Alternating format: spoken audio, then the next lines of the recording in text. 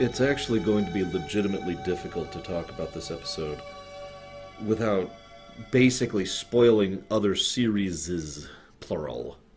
So, rather than get into that topic, I'm just going to kind of leave that topic by the wayside because honestly, I don't really feel like there's a lot to discuss there, and that's kind of the point. They have this big eugenics plot. Woo, eugenics, that's cool, I'm with it. And then they just sort of stop being about eugenics very quickly, I might add. Excuse me. Just, Now, what's funny about this episode is if you look at the various interviews from people about it, and all the people in the writing room and the creator staff, all of them seem to disagree on how they think it turned out. Some people think it was good, acceptable, great, awful, and horrible, respectively. I'm actually curious what you guys think, just right now. What did you think of this episode overall? We had some decent guest stars this week. Let's see here. We had Hannah Bates, who played Arissa over in Deep Space Nine. We had Ron Canada, who played Chipok over in Deep Space Nine. And John Snyder, who played Bakra back in Enemy Mine, I think it was, or The Enemy, something like that, back in Season 3. Some surprisingly decent actors here. Although, I don't think John Snyder is the best, but I do think all three of them do a decent job of their roles, and basically showing their sides of the argument, basically. Because Snyder, who's played Aaron Connor, he's in the middle. Hannah Bates, played by... Or excuse me, that's not her name. I don't know the character name. The woman that Hannah Bates plays is on the progressive side, and Ron Canada, playing Martin, is on the traditionalist side. So we see all three arguments there. The problem is, the episode fails. It's not a bad episode in my opinion. I don't think that it's as horrifically constructed as too many episodes, but this is an exceptionally Hollywood episode. Things that should be thought about aren't. Everything that should happen happens way too quickly. They keep shifting focus away from the actually interesting character and greater concept stuff in order to focus on the tech plot. The tech plot's surprisingly well done. I'll actually give them credit on that one. And then they've got a really weird, frankly preachy ending, which is done in total contrast to the frankly weird and total preachy intro. It's just the perspective shift. In the intro, it's like, this is horrible, and at the end, it's like, we are horrible. It's too rote, too patterned. That's the wrong word. I hate to say too predictable, because I'm actually very against the idea of trying to deliberately do unpredictable writing, because I feel that's usually to the detriment of the work. But I don't know what else to call this episode. I could have predicted this entire episode in my sleep. It is so... It doesn't do anything. You don't have to do something new to do something interesting, but this does neither. Let me use Ron Canada's character, Martin, as an example. He is the obstructionist bureaucrat for the episode. Okay. So he's the guy who's on the traditionalist side and says, we shouldn't talk to them. No, we shouldn't let them land. No, we shouldn't do anything with them. Okay, here's the thing. He has a valid point. He really does. But the episode doesn't even once try to actually show that as a valid point. Instead, he is basically just the guy who's here to be like, rawr. And every time someone actually asks him the relevant question, okay, what's your alternate idea? Or, we would have all been dead if they hadn't showed up. He doesn't actually respond to that directly at all. He never establishes an actual point to his side. His side is just, they shouldn't be here. Why? Well, because they shouldn't be here. It is actually placed throughout the episode. It is actually stated passively in the episode that this guy would have rather they all died horribly than this interference happen. Now the thing is, there is an actual argument there, a real legitimate one, not one that's like traditionalism. Because as I've said many times, I'm fine with traditions as long as they have a reason. And his traditions do actually have a reason. But doing our traditions to the point of the death, well, that doesn't sound very traditional, does it? Well, at the same time, let me ask you, I basically am going to be playing devil's advocate here because I'm going to try to turn this episode into something more interesting than it is. How many of you, you yourself or someone you know, have an ideal you would die for? You probably already know where I'm taking this discussion. Because the idea here is these people, and this is hinted at very quietly in the background, these people have been here for a long time. They've been here so long that transporter technology is some new exciting thing to them. Transporters existed in Enterprise's time. These people have been here since the eugenic wars, which makes sense, actually. The people who originally came here and set this up were probably people who were basically doing another version of eugenics. They mention in the episode that rather than going in and specifically altering the individual to make someone like Khan, instead what they do is they plan it out very specifically who pairs with whom and what, and then do some alterations over time so that's more of an evolutionary eugenics, as in more what we actually do in real life, husbandry, right? Except very carefully planned and very carefully mapped out. Basically a less horrible version of the same kind of stuff that was the ideal of the time. Thus, we have this ideal, this masterpiece society. It's right there in the title. It's a planned community, and every piece of it is required for it to function. Without any piece, it falls apart. Ergo, the idea here is they are faced with a fundamental choice: lose their society, just lose it, or go ahead and die. Now, that's actually an interesting dilemma. I know there's some people who won't think that, and that's valid, because some people would be like, well, why would they bother dying for this? But again, the argument that could have been leveled is if he believed sufficiently in this cause as to effectively say, this is worth dying for. I would rather die than embrace whatever horrible thing happens in the perversion of this society. Now, that being said, you would have to work. That would basically make him a villainous character, wouldn't it? You would have to work to try and flesh that out a little bit more. Basically, make it so that he is not trying to say everyone else has to stay and everyone else has to die. Rather, that he himself basically says, "Look, I am willing to die. There's a ship out there. If you want to go, go."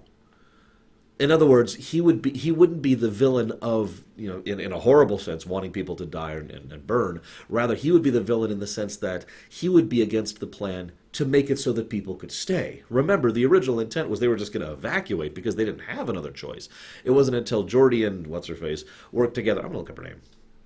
Geordi and What's-Her-Face worked together in order to make it so that they could stay. So that was even on the option. Hannah Bates. It is Hannah Bates. I did write it down. Played by Dae Young. Okay, Dae Young is the actress, sorry, and Hannah Bates is the character. Anyways.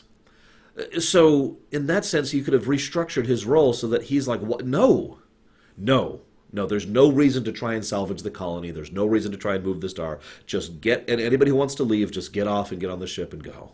I'm going to stay here, and I'm going to die with my things. And it would be nice if we showed there were some people who were on his side on that, because there would be people on his side on that, right?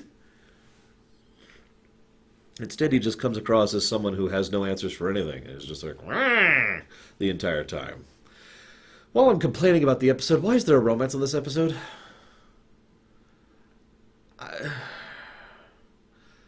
Okay. I know I have a bit of a negative opinion, and I've gotten so many comments from you guys every time I bring up the romance of the week thing. But if there is one episode that most exemplified what I despise about the romance of the week concept, it is this episode.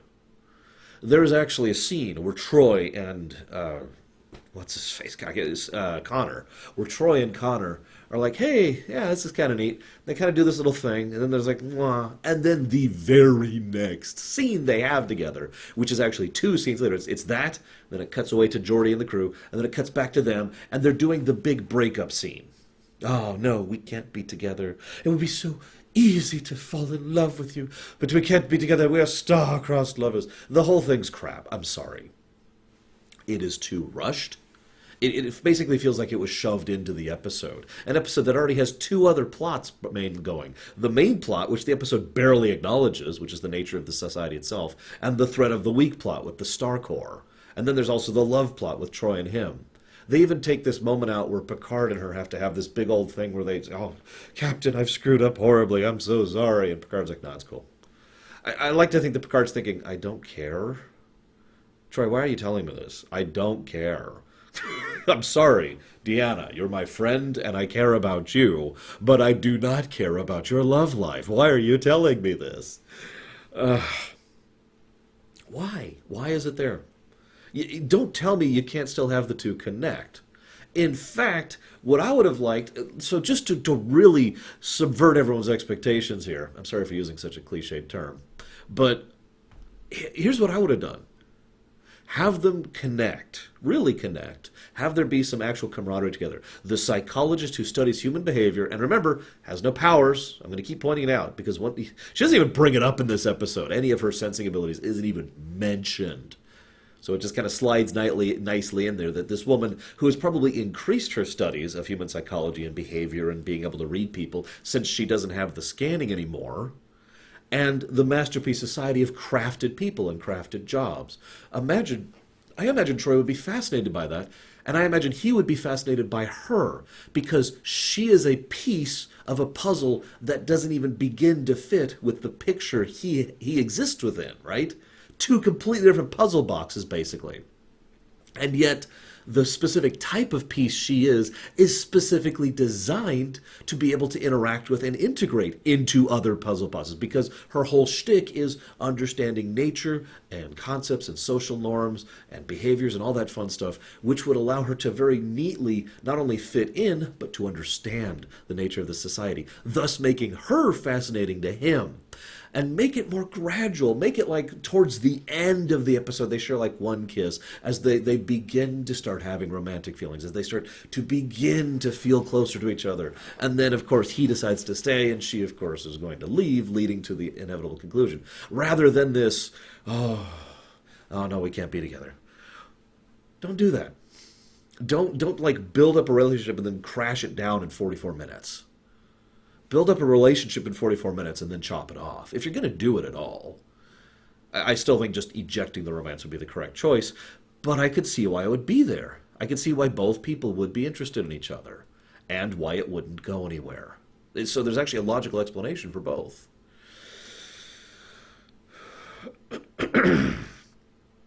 You know, it's funny how many xenophobic groups there are. We've encountered several in Season 4 and in Season 5. We technically encountered several back in Season 2 as well, if you remember all the colonies we kept running into. And here's another one. Here's another colony. What I find funniest about this place is these people, like if the Enterprise just hadn't happened to be studying this core fragment, these people would have just friggity died, and that would have been it. The end. Oh, what's that? Oh, I don't know. Shaka, shaka, shaka, shaka, and then they're dead. I do like how everyone's just enamored by the transporters. You know what? I like that. Because transporters are extremely high advanced technology. They are so advanced that I've actually debated many times if transporters should exist in my own setting at all, because of the nature of what is required to make a transporter that doesn't kill you and copy you every time you do it. I still think there is a way to do it, but it's effectively magic science at that point, or magitech if you prefer. So, I mean, looking at this, is like, oh my gosh, that's amazing. I'm with them on that, right? I'm looking at my notes here. I've already kind of mentioned several of these things, generational eugenics. There's this bit where they discuss, what about a person who is a poet, who has never written great poems and yet is a laborer, right? That's actually an interesting debate. This is the debate the episode never brings up, because the episode basically doesn't actually address its first point. This is my biggest problem with the episode by far. It has a very fascinating topic that it just throws out the window. Like at like the 20-minute mark. Just, okay, we're done with that. Because the topic is basically an engineered society, which is a concept that exists in real life and has been tried several times in real life, although usually not with the tech and or resources to really be able to actually implement it. So even now in real life, it's still in the theoretical stages. But the idea of having a truly planned out society, because with the right leanings, with the right husbandry, like I already mentioned, you can make people who are more inclined towards certain things. A kid who's excellent at playing piano, to use a direct example. Or someone who is inclined to being scientific, or someone who is inclined to being charismatic, etc., etc. And then, of course, the society then weans them and grows them into that role and teaches them specifically what they need to do that. Thus, they not only have the inclination, but the training. Make sense? In other words, it's not like they're programming people as they're born to be an administrator. They give them small inclinations, and then it is the years of teaching and training that then make them, being a good administrator or whatever. That makes a lot of sense to me and is fascinating as a concept because the positive seems so obvious. The idea of being able to live in a society where you actually feel fulfilled and are doing something that you want to do and that you're good at. Oh, you know what I mean by that, right? How many things do you like to do that you're not good at? I can think of several myself, right? So there's an obvious benefit to that. There's an obvious appeal to that very concept. And I also like, well, okay. I'm going to get into a slightly controversial topic here. And I know y'all hate it when I don't fence sit.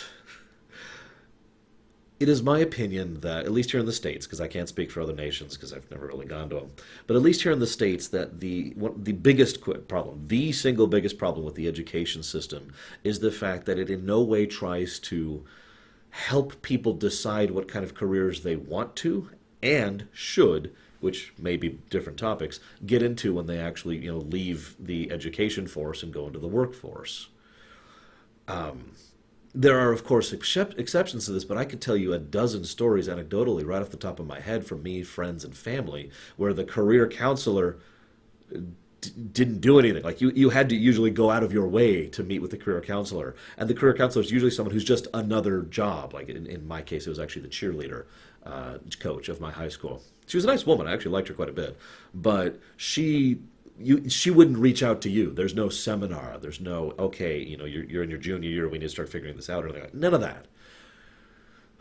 Even under the ideal circumstances, kids are not prepared for the workforce, for trying to aim at a particular career. I cannot tell you how many people I know who just kind of were like, well, I guess I'll go into such and such because that's what everyone else is doing right now when they went into college.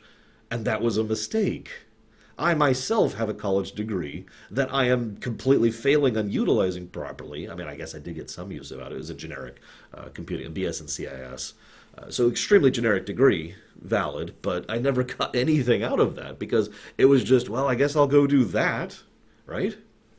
My point being, it takes someone who is very familiar with reading, understanding, and knowing people, who has a breadth of knowledge and information about the kinds of work concepts that exist out there and careers that exist out there.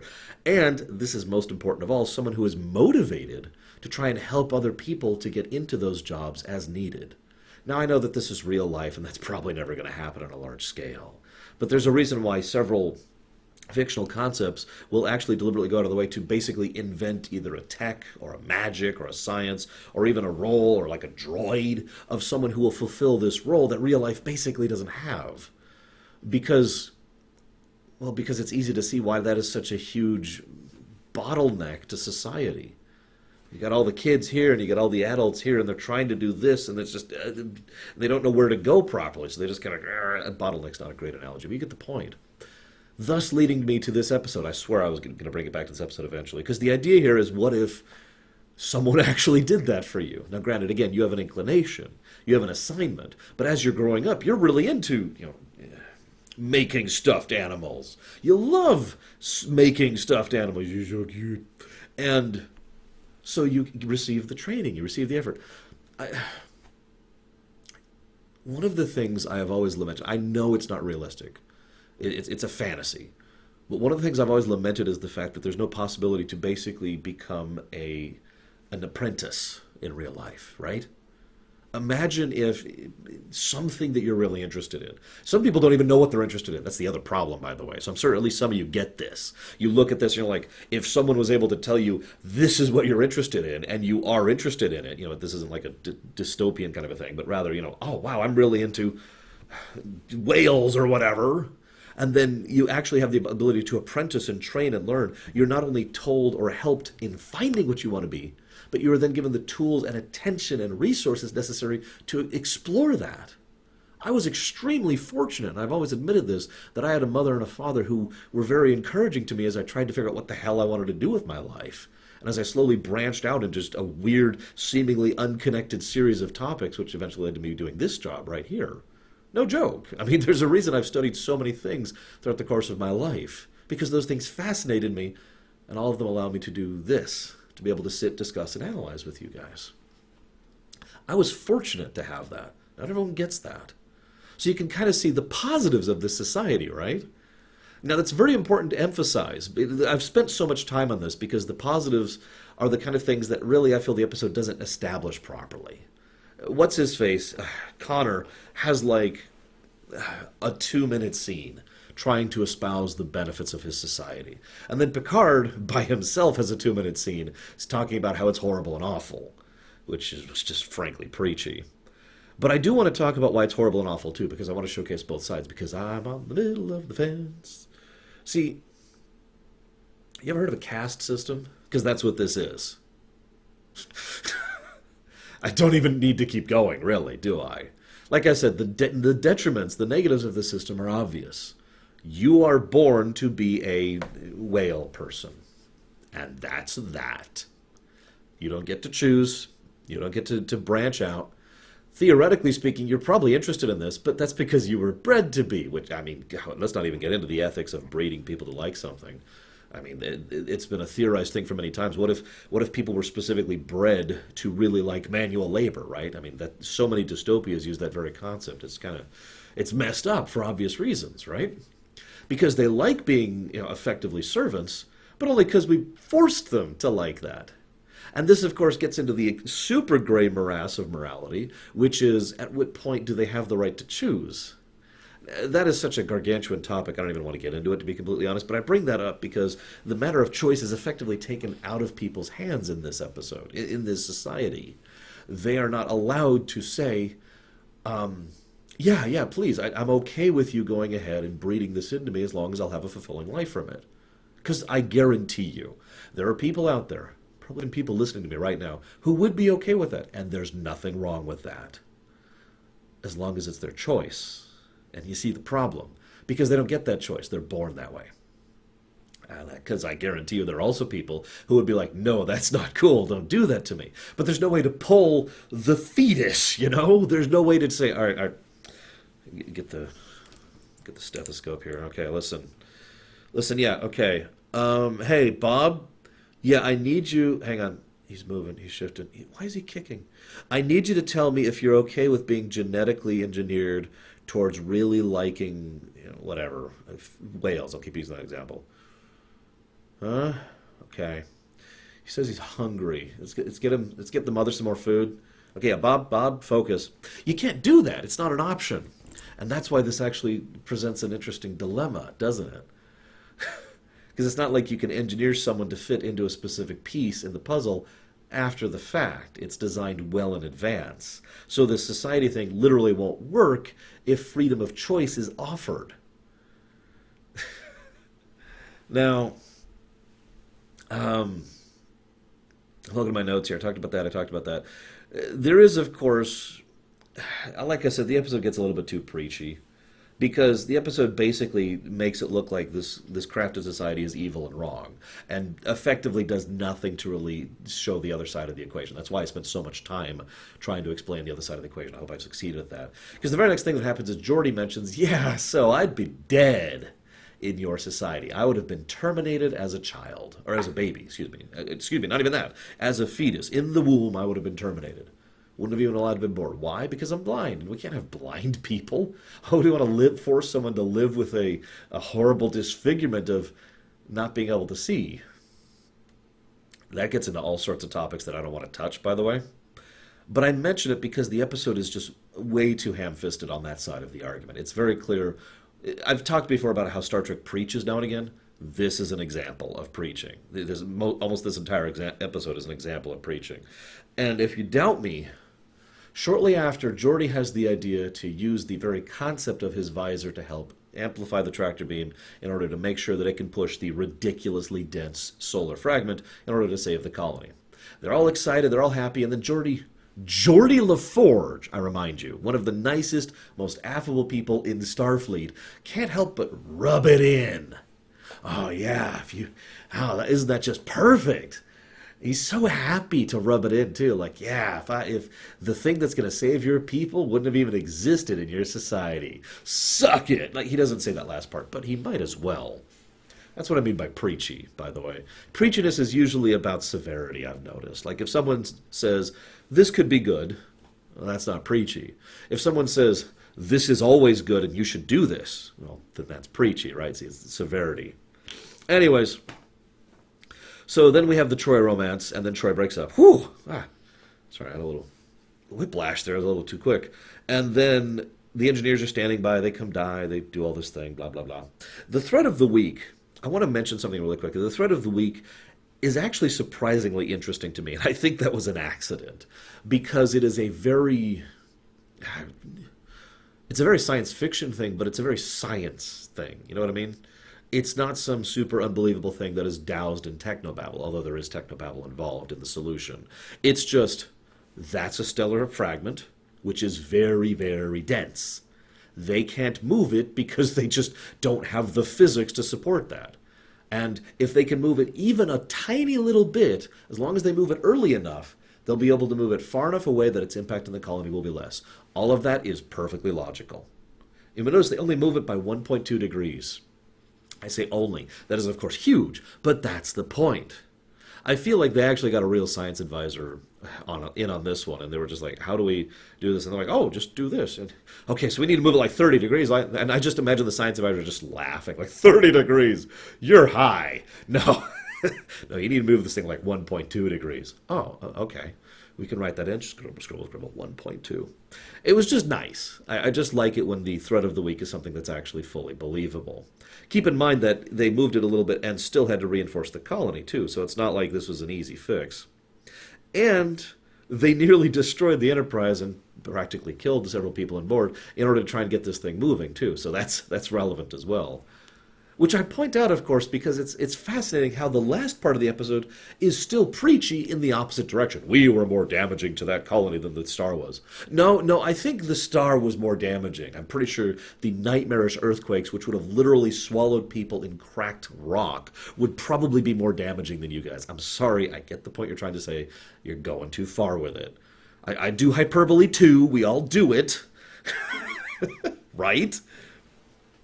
Oh my God. So, because yeah, the last half of the episode is, oh my God, this is so damaging, this will destroy the colony and we'll never survive and everything will be doomed. We've ruined them all and Captain, I never should have gotten involved with them. Oh my gosh, this is why the Prime Directive exists. I wanted to smack Picard when he said that, by the way. Riker's counterargument was also, one thing you'll notice, this is another sign of a writer being preachy. He or she will make the counterargument either the wrong counterargument or an invalid counterargument, or basically something that doesn't counterargue. To wit, Picard says, oh, this is why the Prime Directive is so important. And Riker says, oh, the Prime Directive doesn't apply, they're human. That is not true, Riker. That's not even remotely connected to the topic. That's like saying, God, I don't know, the Prime Directive says I should never hug this whale. Oh, it doesn't apply because I've got this Dayquil next to me. Those are unconnected facts. This is not... Oh, God damn it. Anyways, point being that they then are like, we have ruined their society, damaged their society, destroyed their society. And at least in the interest of fairness, they have, but the overemphasis is what bothers me. There's even this bit where the guy says, please don't leave, and they have the stirring speech scene between Connor and Picard. And Connor and Picard argue back and forth at each other. Neither of them has a point. They're basically just circling. That's what I call it. I don't know what the proper term is. It's when two people are on different sides of a debate and don't add anything to debate and don't change each other's minds and don't change their own minds, so they just circle, right? It's just... And that's what they do. Again, there is a surprisingly interesting and valid topic here. You could have done the entire episode on this topic that's brought up as an addendum towards the end of the episode. That is the topic of asylum. Now, the right to asylum is something that's been true in real-life history for a very long time, but always has been applied. Let's just say there's no hard and set rules for how asylum works, and with good reason, because asylum is something that you say, all right, I'm taking you in and protecting you from wherever you're from, usually from another country, which applies obviously in this case. But asylum can entangle things so much. If I am France and you are Australia, and we're at war, and one of your people wants asylum, I might be automatically inclined to grant that person asylum because I'm getting them away from my enemy, you. But at the same time, I have to consider that this might be a trap by you to get one of you into me, right? This is all, or let me do it another way. Let's say I'm France and you're Australia. I don't know why France and Australia are fighting. And Alaska over there, bear with me, says I'd like to have someone granted asylum. And I'm like, well, yeah, okay, sure. But then Australia steps in and says, no, we would rather you not.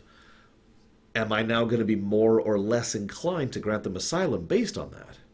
Maybe I find out that this person from Alaska actually has information on Australia, which could be very damaging to Australia. Now you might think, well, obviously in the interest of my nation, since I'm at war with you, I might do that. Well, let's remove the war. How about I'm just France, you're Australia, Alaska wants asylum with me because Australia is seeking them because they have information on Australia. We're not at war now. Now what do I do? You could see, I'm just covering the surface level here, but you could see how asylum is actually a very difficult, complex, and political topic. So, and that's just with made up crap. I mean, in this case, we have a very clear example. This society is a house of cards. They never describe it as that. They missed the opportunity, in my opinion, to use that analogy because they could have literally just one card removed and, right? It is so interconnected and interdependent that it is not capable of functioning as it currently is under other circumstances. It would, by definition, have to adapt in order to be able to function at all. And there are people who are seeking asylum. Keep in mind, they're not just saying, I want to go. That's the important part. They're specifically saying, please, I request asylum. Get me off this rock. They're not going to let me go. Please help me escape. Right? And Troy and Geordie both have a decent amount of arguing back and forth. It's probably the closest we have to an actual debate on the topic. Geordie pretty much flat out says these are people, they have the right to choose. He's right. And Troy flat out says they're part of a society which will not cease to properly function without them. And she's right. And this, of course, can then gray into a whole topic of, well, what do we do about society versus individual? What is more important, the society or the individual? At what point does the society or the individual become more important than the other? Because there's set points, right? There's so many different ways to look at this topic, and they basically just gloss over it and say, no, I'm leaving.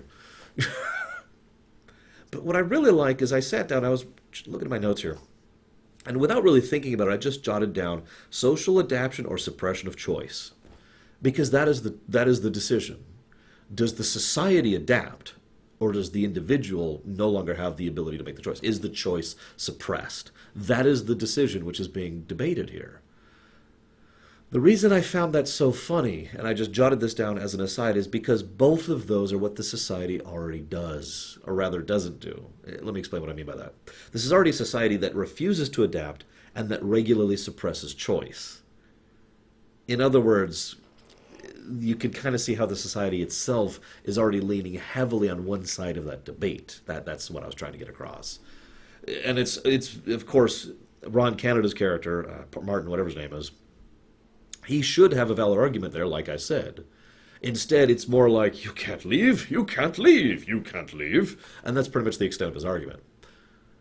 Why not be something along the lines of, we're not sure if we're going to be able to feed everyone without these people. We're not sure if we're going to be able to actually be able to provide medical aid for these people if you go. What about we might not be able to get the power factory working, whatever it is we use to generate power here, without these workers who are specifically designed to work and engineer in these sections, thus meaning we might have power fluctuations. There are real tangible consequences that could be levied as a consequence of these people leaving, and none of that is even mentioned. For the record, I would have granted them asylum. Let's just go ahead and get that out there. I usually like to fence it, but no. Freedom of choice. Boom. But I do think the debate should be had, and I think this is a legitimate dilemma. And it's worth noting that I am backseating that, and I had plenty of time to come to that decision. These people, not really. I will say this, one last comment before I move on. Connor says, just give me 6 months. Probably one of the only intelligent things that is said in response to that is by the woman, Miss Hannah Bates, who says, no, you're going to use that 6 months to try and coerce us and change our mind. And I agree. Let me put it to you this way. Let's say you are in a class of people, and this class is a bunch of people. You don't want to be part of this class. And you publicly and openly say, I'd like to leave, screw this place, I'm out, peace. And they say, give us 6 months. You see where I'm going with this, right? That's going to utterly change the social dynamic because they all now know that you don't want to be there. And there's going to be harshness and there's going to be word tossing and there might actually be literal violence depending on the individuals. I'm not saying there would be in this age, but you get why that could be a problem. There are so many cases in which that would cause the dynamic to shift utterly and completely. And that's ignoring what she obviously brought up, that they would be that the people who cared about getting her to would basically be trying to force her to be convinced to stay at whatever level of extremity they feel like going to try and coerce her to do that. No, that would be an incredibly stupid reason to stay. What would have been more, if he really was this great leader, just to be blunt about this, you know what he should have said? In 6 months, come back. You don't have to stay back, but after 6 months, come home. Let's talk about it then. That's what I would have done. Say you want to leave, do so. But please, please, book passage, arrange a ship to come back here in 6 months. We'll see how we're doing. You'll see how you're doing. And then once we have both experienced the absence and the adaptation that is necessary, then we can decide who actually stays and who goes. But hey, at least they didn't all die to a solar fragment and horrifying earthquake. So that's good, right? I got nothing else. I hope you enjoyed my thoughts at least. I know this episode strays into controversial territory, so I hope I'm not going to get too much hate mail in the comment section. But otherwise, I will see you guys next time.